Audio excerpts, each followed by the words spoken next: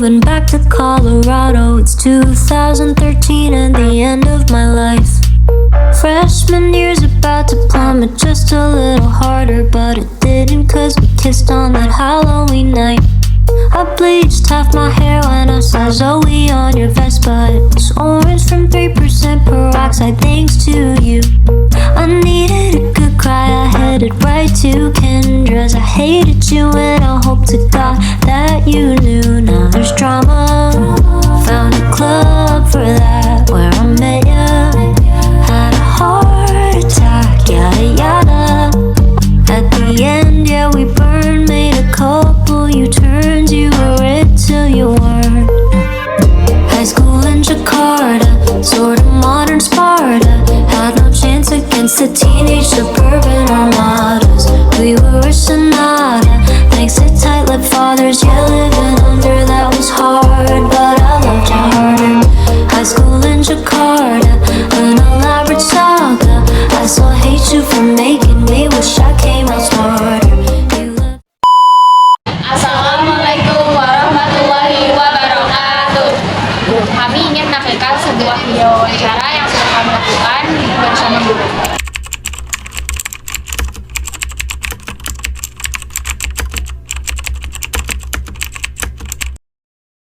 Assalamualaikum warahmatullahi wabarakatuh. Perkenalkan, saya Serena Kusmawati dari kelas 11 IPS 4. Saya Niara Rizky Aulia dari kelas 11 IPS 4. Dan di sini saya akan mewawancarai satu narasumber, yaitu saya Iis Setiawati yang itu sebagai narasumber. Oke guys, jadi pertanyaan pertama yaitu, menurut Ibu, apa sih definisi HAM itu? Definisi dari HAM itu sendiri menurut saya itu adalah konsep normatif ya. Konsep normatif yang dimiliki oleh manusia itu sendiri.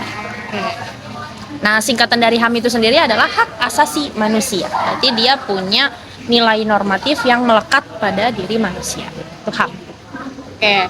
Untuk pertanyaan yang kedua, menurut Ibu, mengapa hak asasi manusia tidak dapat dilaksanakan secara mutlak?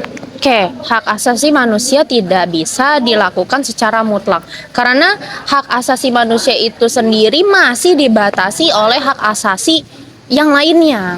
Karena di sini kita harus mewujudkan sikap saling menghargai satu sama lain, kemudian saling menghormati satu sama lain. Jadi sehingga tidak ada yang namanya pelanggaran hak asasi manusia gitu.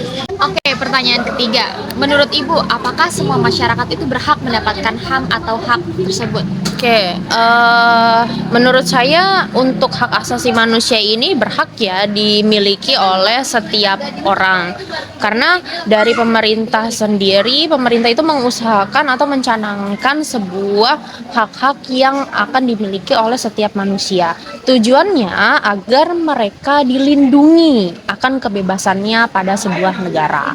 Menurut Ibu, hak Ibu sebagai warga negara sudah terpenuhi belum?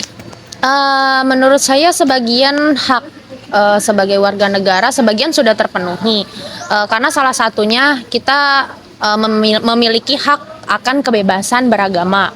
Kemudian selain itu juga hak perlindungan. Terus selain hak perlindungan juga ada lagi hak untuk bebas berpendapat.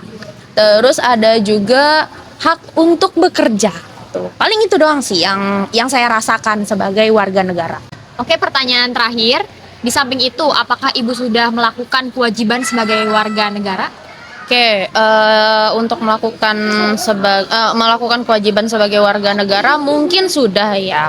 Kayak misalnya contoh-contoh kecil kita sudah mematuhi peraturan undang-undang yang berlaku di negara kita. Kemudian selain itu juga yang ada di lingkungan sekitar, kayak misalnya kita sudah bisa mematuhi peraturan rambu-rambu lalu lintas, itu juga masuk ke peraturan ya.